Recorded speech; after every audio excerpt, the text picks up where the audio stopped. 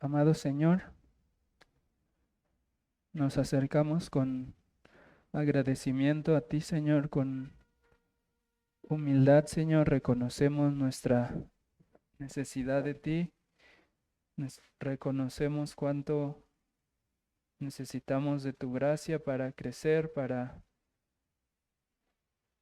esforzarnos, Señor, para edificarnos.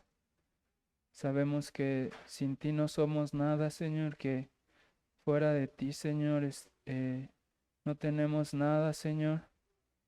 Queremos suplicarte que en esta tarde tú abras los ojos de nuestro entendimiento, que, que des claridad a nuestras mentes, que des sabiduría, que, que nos despiertes a la importancia de conocer más de tu palabra, de conocer más de tu verdad y que a pesar de mi debilidad tú puedas obrar en mis hermanos, que puedas eh, edificar en medio de tu pueblo, Señor, a pesar de cualquier falla, de cualquier, incluso de la dificultad o de la complejidad del tema, Señor, que tú puedas obrar y darnos gracia, darnos paz y sabiduría para aplicarla a nuestras vidas,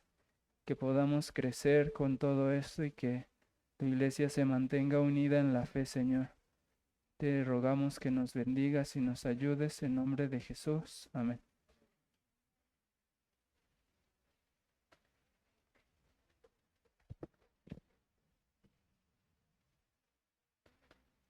Vamos a leer, hermanos, en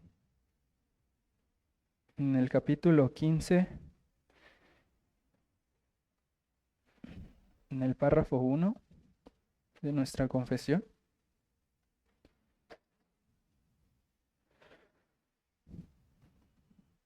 Dice, a aquellos de los escogidos que se convierten cuando ya son adultos, habiendo vivido por algún tiempo en el estado natural y habiendo servido en él mismo a diversas concupiscencias y placeres, Dios al llamarlos eficazmente les da arrepentimiento para vida. Ese es nuestro primer párrafo del capítulo 15 y hoy comenzamos este capítulo acerca de el arrepentimiento para vida y salvación, el cual este es un capítulo que va muy de la mano con el capítulo anterior. Recuerdan que el capítulo anterior habla de la fe salvadora. Algunos teólogos han dicho que, que la fe y el arrepentimiento son dos gracias gemelas.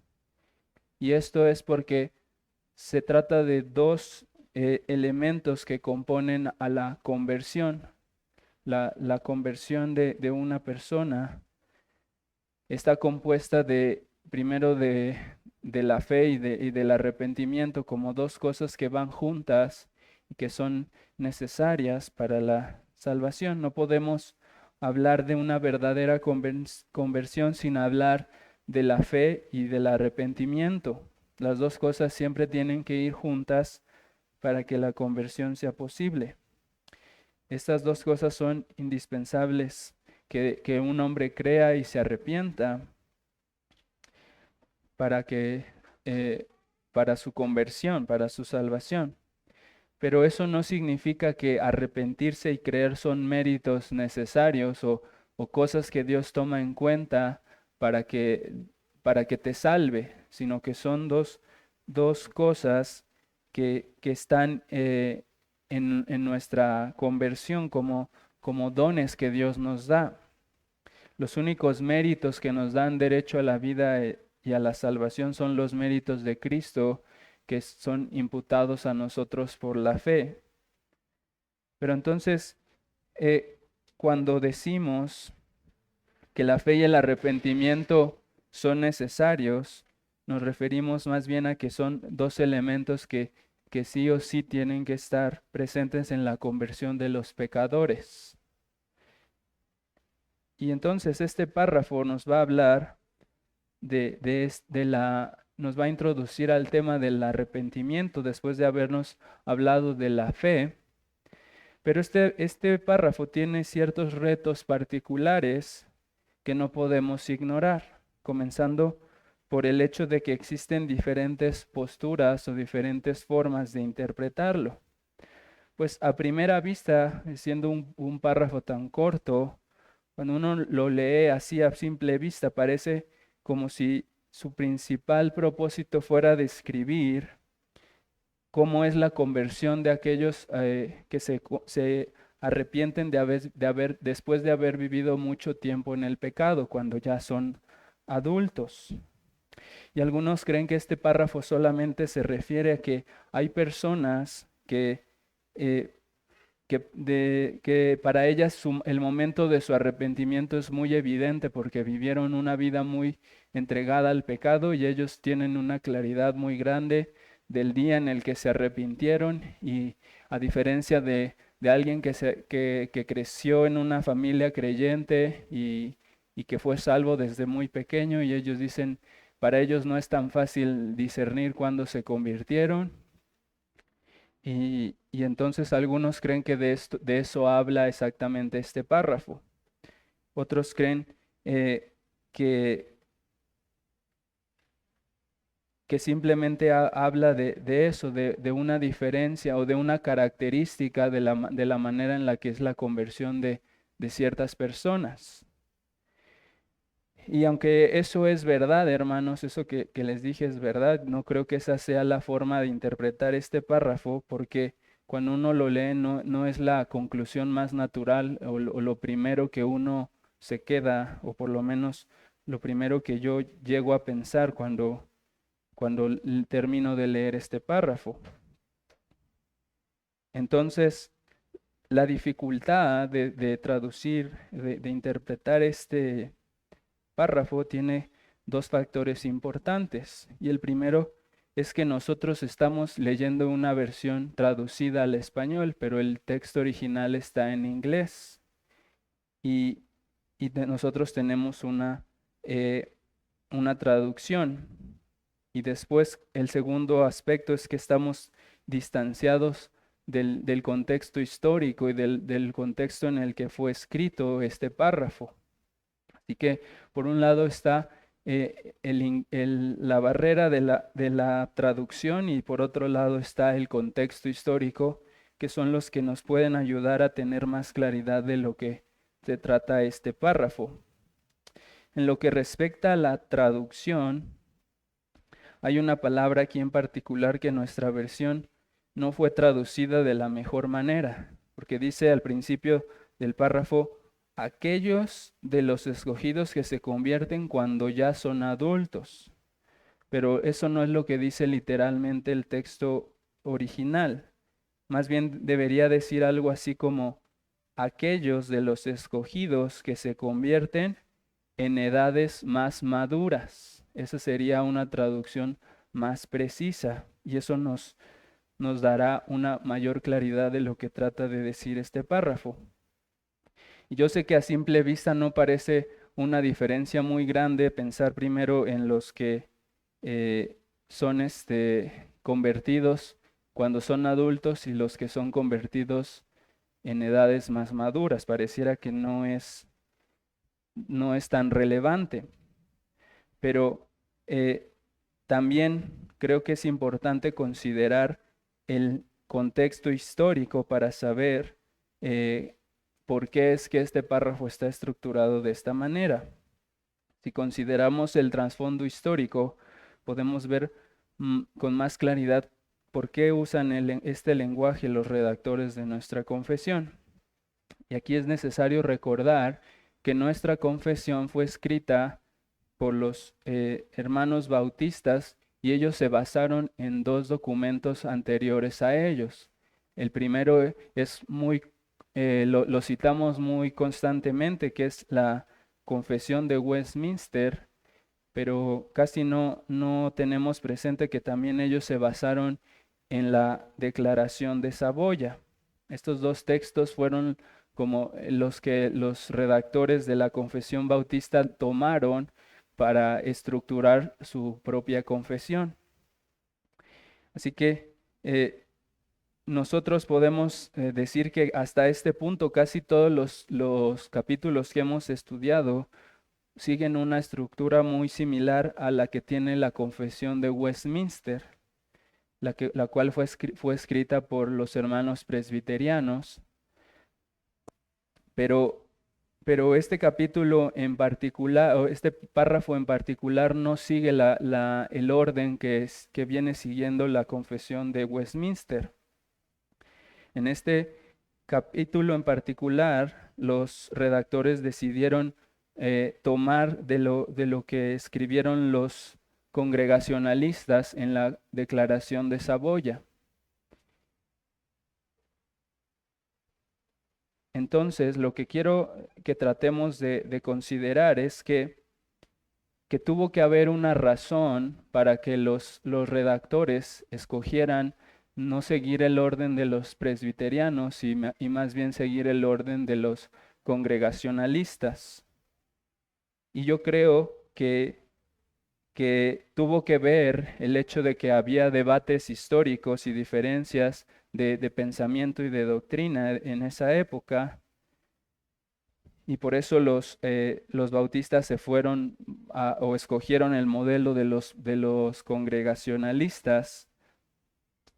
Pero creo que la principal razón por la que los bautistas escogieron este párrafo fue por motivos de consistencia teológica. Es decir, ellos se esforzaron porque toda la confesión que ellos estaban redactando estuviera consistente, que no hubiera en ella huecos y que no hubiera en ella contradicciones. Ellos querían evitar cualquier inconsistencia en su redacción. Entonces, yo pienso que ellos decidieron tomar de la Confesión de Saboya aquí porque ellos querían darle más precisión a lo que ellos estaban queriendo transmitir. Ellos no querían que hubiera contradicciones con párrafos anteriores. ¿Y a qué me refiero con esto? Quiero que veamos lo que dice el capítulo 10 en el párrafo 3. Si tienen ahí sus confesiones, y si no, yo lo voy a leer. Dice: los niños escogidos que mueren en la infancia son regenerados y salvados por Cristo por medio del Espíritu, quien obra cuando, dónde y cómo quiere, etcétera. Es decir, ellos ya en la confesión, en el capítulo 10, ya plasmaron una postura que ellos tienen con respecto a la muerte de los infantes. Ellos dijeron que ellos tienen la postura de que los infantes escogidos que mueren sin ser llamados externamente son regenerados por el Espíritu según la voluntad y las formas que Dios quiere. Pero cuando pasamos al tema de la fe y del arrepentimiento, ellos trataron de ser cuidadosos porque ellos ya estaban conscientes de esta postura que ya tenían acerca de los infantes que mueren. Entonces, yo quiero que meditemos un poco a qué me refiero con esto de la consistencia o de los huecos o las contradicciones que podría haber. Porque si recuerdan, les dije hace un momento que la fe y el arrepentimiento son dos gracias gemelas que son indispensables o que están presentes en la conversión de un pecador. Y entonces, si eso es verdad, alguien podría preguntar, pero si eso es que estás diciendo es verdad, ¿cómo puede ser que los infantes hagan eso? ¿Cómo ellos pueden ser salvos si ellos no tienen una conciencia? Ellos ¿cómo van a creer y arrepentirse? Entonces tiene que haber consistencia con lo que estamos enseñando. Entonces, por eso es que ellos deciden usar este párrafo de la Confesión de Saboya para mantener la consistencia. Primero afirman que los infantes escogidos son regenerados por el Espíritu, aunque no escuchen el llamado externo. Y vean lo que dice en el capítulo 14, en el párrafo 1, la gracia de la fe por la cual los escogidos reciben la capacidad para creer. Aquí ellos deciden hablar primero en el párrafo 10, en el capítulo 10, párrafo 3, dicen los infantes escogidos.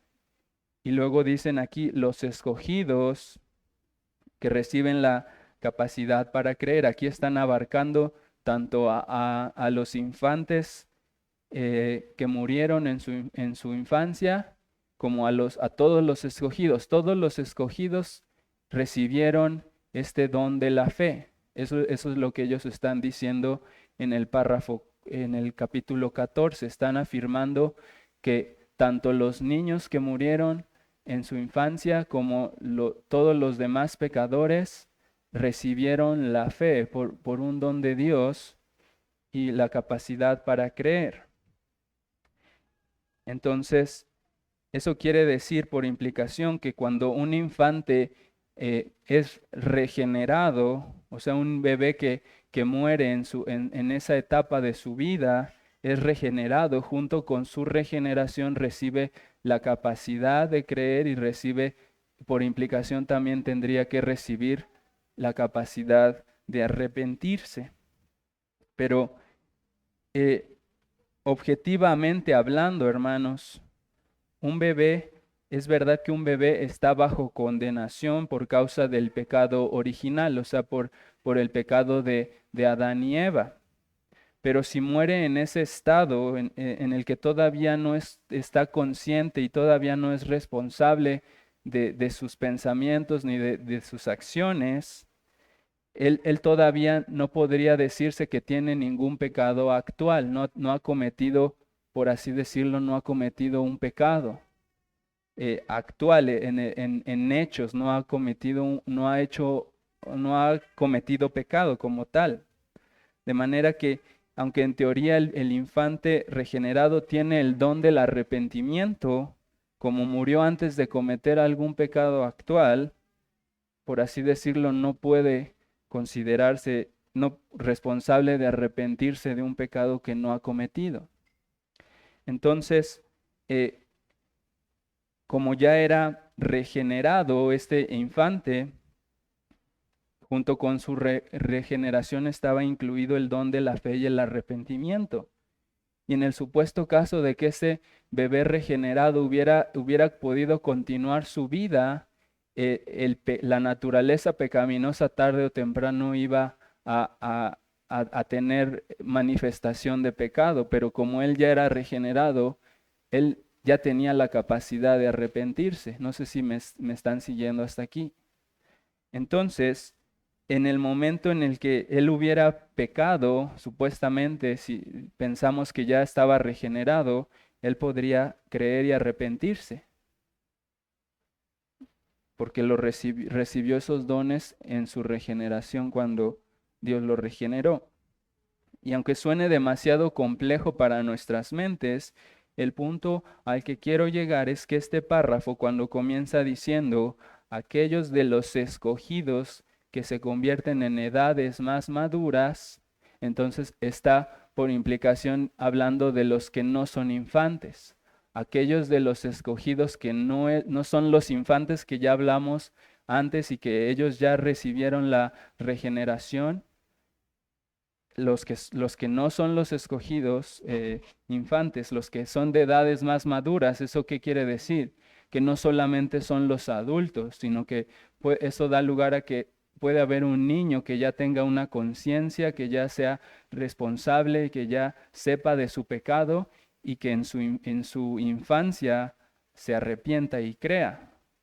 Entonces, ellos son de los que habla este párrafo, no de los infantes escogidos que murieron, sino de aquellos de entre los elegidos que pudieron vivir su vida y que pudieron desarrollarse, y que después de haber vivido un tiempo en el estado natural y habiendo servido en el mismo a diversas concupiscencias y placeres, cuando Dios los llamó eficazmente, entonces también les dio el arrepentimiento para vida.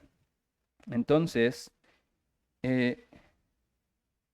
eso es lo que trata de decir este párrafo, que está siendo consistente para respetar la postura que tiene acerca de la salvación de los infantes que mueren en esa etapa de su vida. Y entonces lo que está haciendo, por así decirlo, es excluir de este grupo de los que se arrepienten después de haber cometido pecados, está poniendo por otro lado a los infantes regenerados. Entonces, esa es la razón por la que creo que ellos por eso decidieron tomar de Saboya y no tomar de Westminster, porque Westminster comienza definiendo qué es el arrepentimiento. Ese tema, por así decirlo, no lo toca, no habla exactamente de este punto, sino que comienza definiendo qué es el arrepentimiento. En pocas palabras, creo que el tema, la decisión fue por consistencia teológica para que todo el cuerpo de doctrina de la confesión fuera consistente y pues, si pudiéramos decir cuál es el tema central de este párrafo, el tema es los sujetos del arrepentimiento, es quiénes son los sujetos del arrepentimiento. Aquellos que después de haber vivido un tiempo en el estado natural y vivir en el pecado, fueron llamados por Dios y se arrepintieron o recibieron el arrepentimiento. Esos son los sujetos del arrepentimiento. Entonces, en ese sentido, la confesión nos da un ejemplo y nos apunta a Tito capítulo 3, del versículo 2 al versículo 5, que dice, Tito 3 del 2 al 5, dice, que a nadie difamen, que no sean pendencieros, sino amables, mostrando toda mansedumbre para con todos los hombres, porque todos nosotros también éramos en otro tiempo insensatos, rebeldes, extraviados, esclavos de concupiscencias y deleites diversos, viviendo en malicia y envidia, aborrecibles y aborreciéndonos unos a otros. Pero cuando se manifestó la bondad de Dios nuestro Salvador y su amor para con los hombres, nos salvó, no por obras de justicia que nosotros hubiéramos hecho, sino por su misericordia, por el lavamiento de la regeneración y por la renovación en el Espíritu. Eso es lo que Dios hizo con nosotros, que no estamos en el caso de esos infantes, sino nosotros conocimos el pecado de cerca, lo practicamos y como dice, en otro tiempo éramos extraviados, éramos rebeldes, éramos así, estábamos llenos de esa maldad, pero Él nos salvó por su misericordia, por su pura gracia. Entonces, esto nos recuerda a nosotros que nosotros somos estos sujetos del arrepentimiento, que antes estábamos entregados al pecado y que fue por su pura gracia y misericordia que dejamos el pecado atrás y creímos en Él para salvación.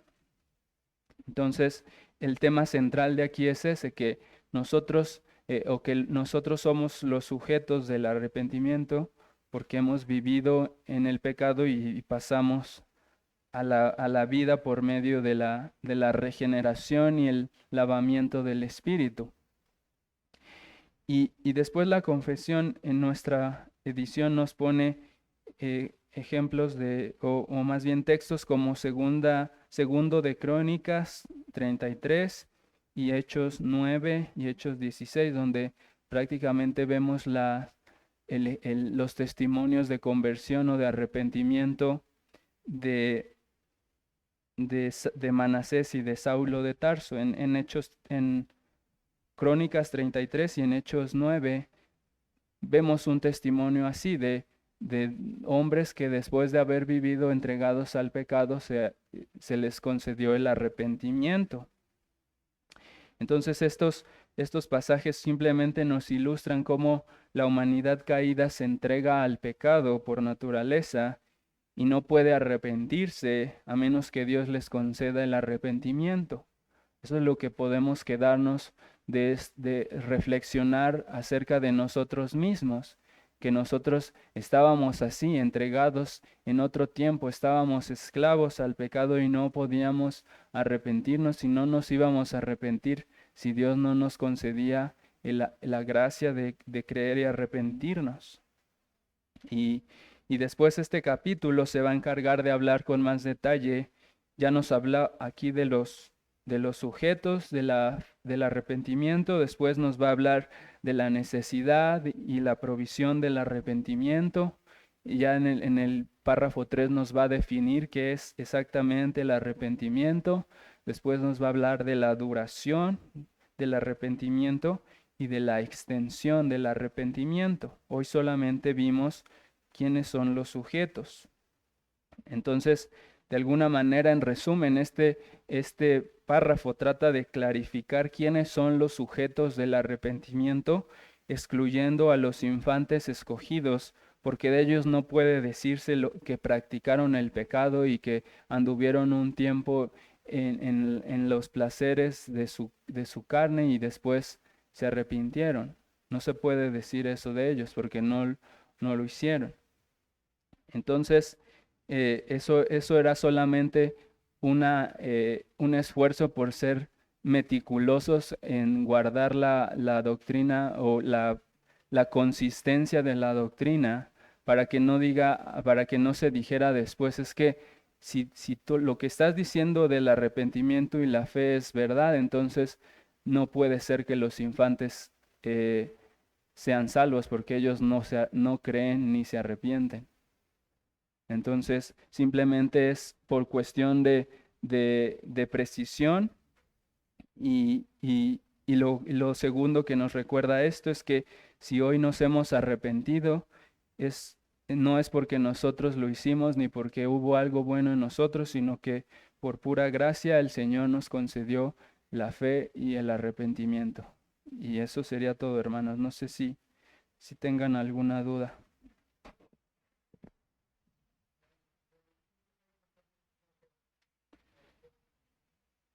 ¿Cómo puedo meditar en la vida que llevaba antes de haberme arrepentido y para creer en la piedad y el amor hacia Dios?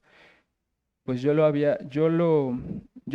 puse estas preguntas como para que personalmente, ¿no? O sea, a lo que me refiero es a que cuando nosotros meditamos en verdades como estas y recordamos quiénes éramos, recordamos cómo andábamos y cómo por ninguna razón nos arrepentíamos, sino hasta que Dios nos salvó, al meditar en todo esto, nosotros podemos crecer en piedad, en humildad, en reconocimiento de la misericordia, de la paciencia de Dios, que de alguna manera nosotros debemos hacer un esfuerzo por reflexionar en todo eso y tratar de aplicarlo, cómo eso me puede hacer crecer a mí en humildad o en agradecimiento a Dios o en sabiduría, en paciencia para con mis familiares que no se han arrepentido.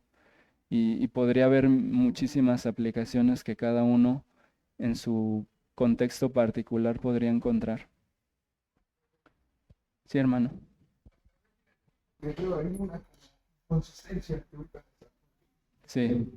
porque está claro que la fe y el arrepentimiento los da Dios, pero aquí estamos tratando de analizar en el momento en el que lo tenemos. Y estamos diciendo que un bebé, un no nacido tal vez, que puede haber sido elegido, no ha pecado todavía, pero tenía la capacidad de tener fe y arrepentimiento para que sea consistente, ¿no? Como estamos diciendo. Pero aquí el problema es que entonces cuando crece pierde la fe y el arrepentimiento. O sea, porque si no te arrepientes en su momento, vas a pecar, y si no te arrepientes, si no ejerces esa fe, pues no vas a ser salvo. O sea, el punto es que ya definimos la regeneración como un cambio de naturaleza, o sea, y el cambio de naturaleza es precisamente lo que capacita a la persona para creer y arrepentirse. o sea, es que en ese sentido el bebé no ni siquiera sabe que está ahí, ni siquiera, por así decirlo, ni siquiera sabe que se murió.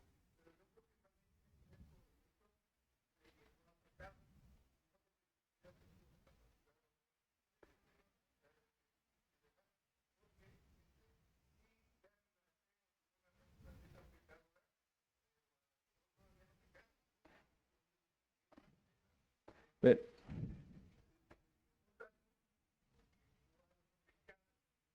ujú. A,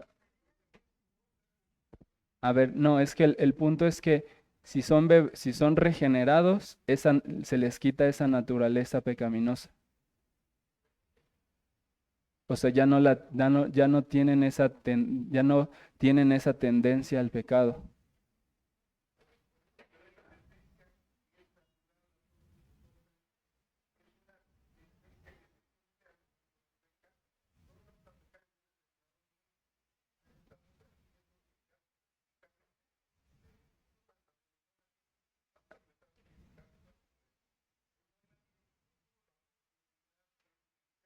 Ujú. No, porque si él sigue siendo culpable en Adán, o sea, sigue teniendo el pecado original.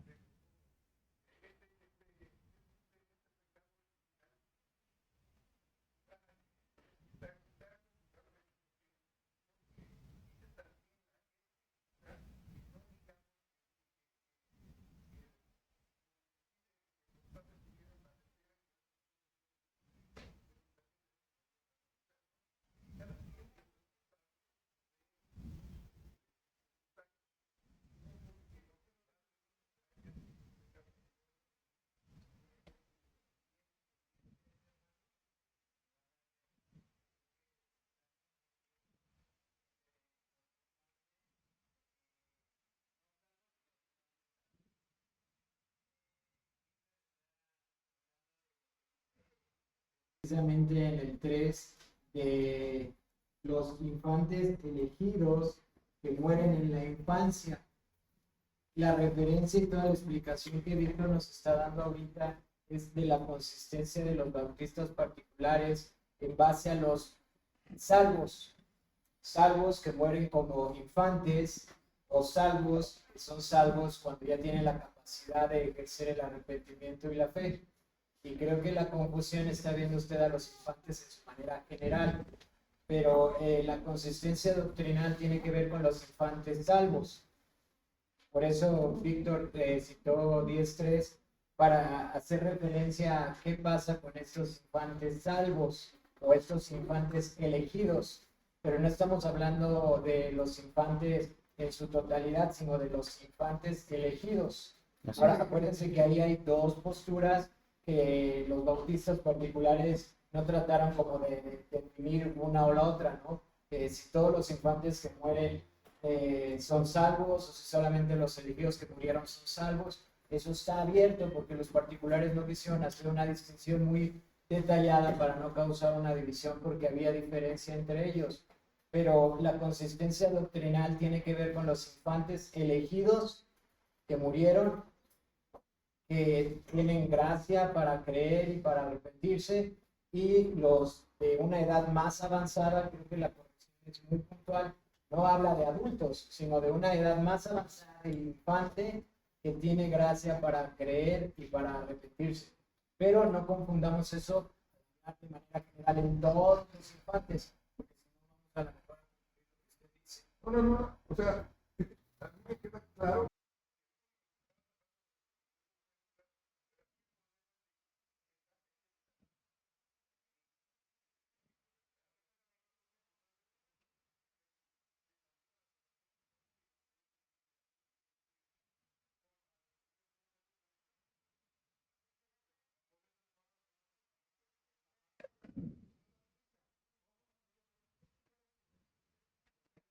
Sí dice que es como Dios quiere, pero el punto del hermano sería que si ellos em, murieron antes de pecar, entonces son salvos porque no pecaron y entonces ya no serían salvos por Cristo, sino serían salvos por su propia inocencia.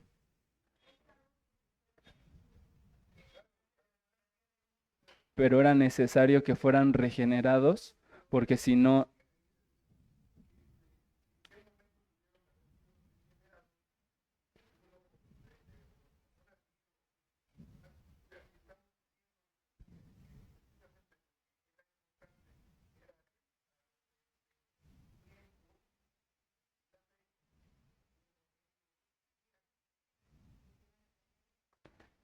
o sea, ellos son cubiertos por la obra de Cristo y por la misericordia de Cristo, y aunque no lo tuvieron, lo iban a tener, y entonces Cristo los salvó de eso, incluso incluso de cometerlo, pero si lo hubieran cometido, por la regeneración que les dio, ellos se hubieran arrepentido y creído.